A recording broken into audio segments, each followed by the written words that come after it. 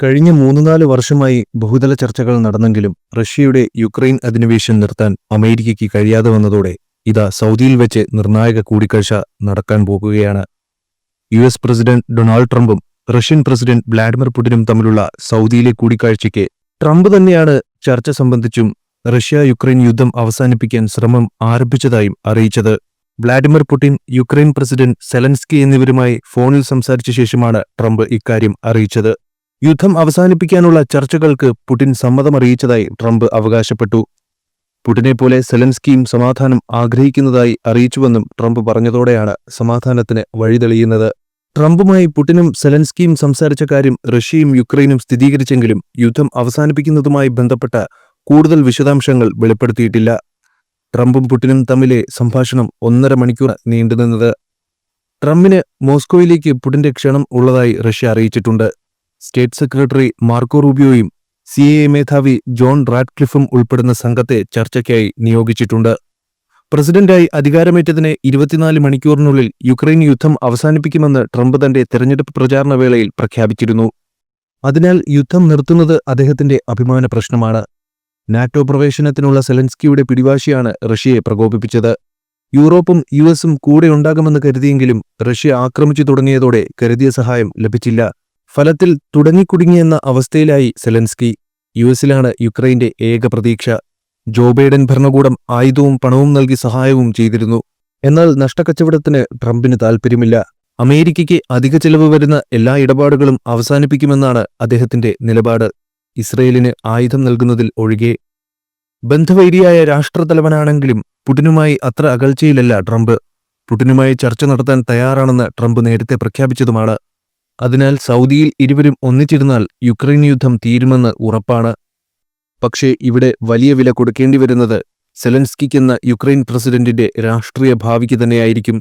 നിലവിൽ സെലൻസ്കിയുടെ അധികാര കാലാവധി കഴിഞ്ഞിട്ട് മാസങ്ങളായി. എന്നാൽ യുദ്ധത്തിന്റെ പ്രത്യേക സാഹചര്യത്തിൽ സെലൻസ്കി പ്രസിഡന്റ് സ്ഥാനത്ത് നിന്ന് മാറാതെ കടിച്ചു തൂങ്ങിക്കിടക്കുകയാണ്.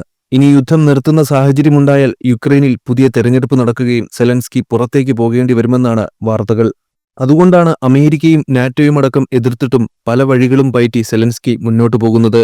യുക്രൈനിലേക്ക് സൈനികരെയോ ആയുധങ്ങളോ അയക്കില്ലെന്ന് നിലവിൽ അമേരിക്ക പ്രഖ്യാപിച്ചു കഴിഞ്ഞു. ഇതോടെ നിക്കക്കള്ളിയില്ലാതെ 18 അടവും പയറ്റുകയാണ് സെലൻസ്കി.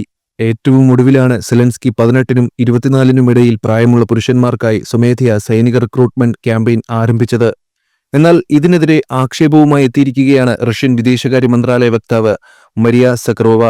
ജനസംഖ്യയിൽ ഗണ്യമായ കുറവ് അനുഭവിക്കുന്ന രാജ്യം ഇപ്പോൾ സൈന്യത്തിലെ ക്ഷാമം പരിഹരിക്കുന്നതിനായി യുവാക്കളെ 1 വർഷത്തെ സൈനിക കരാറിലേക്ക് ആകർഷിക്കുക എന്ന ലക്ഷ്യത്തോടെയാണ് പുതിയ പദ്ധതി ആവിഷ്കരിച്ചത്. കഴിഞ്ഞ വർഷം യുക്രൈൻ മൊബിലൈസേഷൻ നിയന്ത്രണങ്ങൾ ഗണ്യമായി കർശനമാക്കുകയും നിർബന്ധിത സൈനിക നിയമന പ്രായം 27-ൽ നിന്ന് 25-ആയി കുറയ്ക്കുകയും ചെയ്തെങ്കിലും യുദ്ധക്കളത്തിലെ നഷ്ടം നികത്തുന്നതിനോ സൈന്യത്തിൽ കൂടുതൽ ആളെ ചേർക്കുന്നതിനോ രാജ്യത്തിന് സാധിച്ചിരുന്നില്ല. 18-നും 24-നും ഇടയിൽ പ്രായമുള്ള സൈനികർക്ക് പുതിയ പദ്ധതി പ്രകാരം പ്രത്യേക കരാറുകൾ വാഗ്ദാനം ചെയ്തിട്ടുണ്ട്. അവരെ മൊബിലൈസേഷനിൽ നിന്ന് ഒഴിവാക്കുകയും 1 വർഷത്തെ സേവനത്തിന് $24,000 തുല്യമായ പേയ്മെന്റ് വാഗ്ദാനം ചെയ്യുകയും ചെയ്തിട്ടുണ്ട്. ഇതിൽ $5,400 മുൻകൂർ നൽകുകയും ബാക്കി സേവന കാലയളവിൽ നൽകുകയും ചെയ്യും. യുവാക്കളുടെ റിക്രൂട്ട്മെന്റുകൾക്ക് കുറഞ്ഞത് $2,800 പ്രതിമാസം നൽകുമെന്നും പലിശരഹിത മോർട്ട്ഗേജുകൾ, സംസ്ഥാന ധനസഹായത്തോടെയുള്ള വിദ്യാഭ്യാസം എന്നിവയും യുവാക്കൾക്ക് നൽകും. പക്ഷേ ഇത്രയൊക്കെ വാഗ്ദാനങ്ങൾ നൽകിയിട്ടും സൈന്യത്തിൽ ചേരാൻ ആളില്ല എന്നതാണ് മറ്റൊരു സത്യം. കാരണം അത്തരത്തിൽ യുക്രൈൻ സൈന്യത്തിൽ പ്രവേശിക്കുന്നത് ആത്മഹത്യയ്ക്ക് തുല്യമാണെന്ന് അവിടെയുള്ളവർക്ക് നന്നായി അറിയാം. എന്നിട്ടും കൂടുതൽ വാഗ്ദാനങ്ങൾ നൽകി യുവാക്കളെ വലയിലാക്കാൻ കിടഞ്ഞു പരിശ്രമിക്കുകയാണ് യുക്രൈൻ ഇപ്പോൾ. സൗജന്യ വൈദ്യസഹായവും 1 വർഷത്തെ സേവനത്തിന് ശേഷം വിദേശയാത്ര നടത്താനുള്ള അവകാശവും അധിക ആനുകൂല്യങ്ങളിൽ ഉൾപ്പെടുന്നുണ്ട്.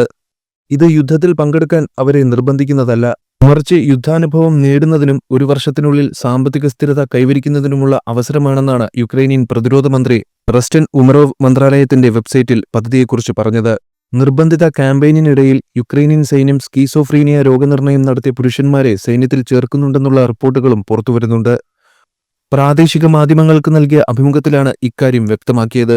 സ്കീസോഫ്രീനിയ ഒരുതരം മാനസിക രോഗമാണ്. ഈ രോഗത്തിന്റെ സ്വാധീനത്തിൽ രോഗിയുടെ മനസ്സിന് യാഥാർത്ഥ്യവും ഭാവനയും തമ്മിൽ വേർതിരിച്ചറിയാൻ കഴിയില്ല. അതവരുടെ ചിന്തയെയും പെരുമാറ്റത്തെയും ബാധിക്കും. രോഗം സാധാരണയായി കൗമാരത്തിന്റെ അവസാനത്തിലോ കൗമാരത്തിലോ ആണ് ആരംഭിക്കുക. ഇതവർക്ക് ജോലി ചെയ്യാനും സൗഹൃദം നിലനിർത്താനും എല്ലാം ബുദ്ധിമുട്ടുണ്ടാക്കും. ഹാലൂസിനേഷൻസ്, ഇല്ലാത്ത കാര്യങ്ങൾ കേൾക്കുക, അനുഭവിക്കുക, കാണുക, ആസ്വദിക്കുക എന്നിവയൊക്കെയാണ് പാരനോയിഡ് സ്കീസോഫ്രീനിയയുടെ ലക്ഷണങ്ങൾ. പാരനോയിഡ് സ്കീസോഫ്രീനിയ ബാധിച്ചവരുടെ മാനസിക നില കണക്കിലെടുത്ത് അവർ യുദ്ധമുഖത്ത് എന്തെല്ലാം ചെയ്തു കൂട്ടുമെന്നതിൽ യാതൊരു ഉറപ്പുമില്ല. ചിലപ്പോൾ അവർ സാധാരണക്കാരെയോ സഹസൈനികരെയോ വരെ വെടിവെച്ചേക്കാം.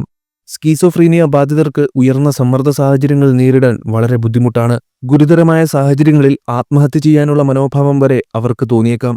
മാത്രമല്ല, ഒരു വ്യക്തിയുടെ സേവനത്തിനുള്ള യോഗ്യത ഒരു ടെലിഗ്രാം ബോട്ട് വരെ നിയന്ത്രിക്കുന്നുണ്ടെന്നും വ്ളാഡിമിർ എന്ന പേരുള്ളൊരു യുക്രൈനിയൻ ഉദ്യോഗസ്ഥൻ പറഞ്ഞതായി അന്താരാഷ്ട്ര മാധ്യമങ്ങൾ റിപ്പോർട്ട് ചെയ്തിട്ടുണ്ട്. അതിനിടയിൽ റഷ്യയിലെ കുർസ്ക് മേഖലയിൽ യുക്രൈനിയൻ സൈന്യം നടത്തിയതായി റിപ്പോർട്ട് ചെയ്യപ്പെട്ട അതിക്രമങ്ങൾ പാശ്ചാത്യ മാധ്യമങ്ങൾ മനഃപൂർവ്വം അവഗണിക്കുകയാണെന്ന് ക്രെംലിൻ വക്താവ് ദിമിത്രി പെസ്കോവ് തുറന്നു പറഞ്ഞു. പാശ്ചാത്യ മാധ്യമങ്ങൾ പക്ഷപാതപരമായ റിപ്പോർട്ടിംഗ് നടത്തുന്നുവെന്ന് ആരോപിച്ച് യുക്രൈനിയൻ സേന നടത്തിയതായി ആരോപിക്കപ്പെടുന്ന അതിക്രമങ്ങളുടെ വാർത്തയൊന്നും മറ്റെവിടെയും കാണാനില്ലെന്നും ദിമിത്രി പെസ്കോവ് അപലപിച്ചു. അടുത്തിടെ നടന്നതായി പറയപ്പെടുന്ന റഷ്യയിലെ നിക്കോളോയേവോ ഡാരിനിയോ ഗ്രാമത്തിലെ കൂട്ടക്കൊലയെക്കുറിച്ചുള്ള ടാസ് അന്വേഷണത്തിന് മറുപടി നൽകവേ ഈ സംഭവങ്ങൾ അവഗണിച്ചതിന് പാശ്ചാത്യ മാധ്യമങ്ങളെ അദ്ദേഹം വിമർശിച്ചു. 2024 ഓഗസ്റ്റിൽ യുക്രൈനിയൻ സൈന്യം നിയന്ത്രണം ഏറ്റെടുത്ത പ്രദേശത്ത് ജനുവരി 27-ന് റഷ്യ നിയന്ത്രണം തിരിച്ചുപിടിക്കുന്നതുവരെ 6 മാസത്തിലേറെയായി ആളുകളെ യുക്രൈൻ ബന്ദികളാക്കിയിരുന്നതായി റിപ്പോർട്ടുകളുണ്ട്. ഇത്തരം ആരോപണങ്ങളൊക്കെ പുറത്തുവന്നിട്ടും പാശ്ചാത്യ മാധ്യമങ്ങൾ നിശബ്ദത പാലിച്ചുവെന്നും പെസ്കോവ് കുറ്റപ്പെടുത്തിയിട്ടുണ്ട്.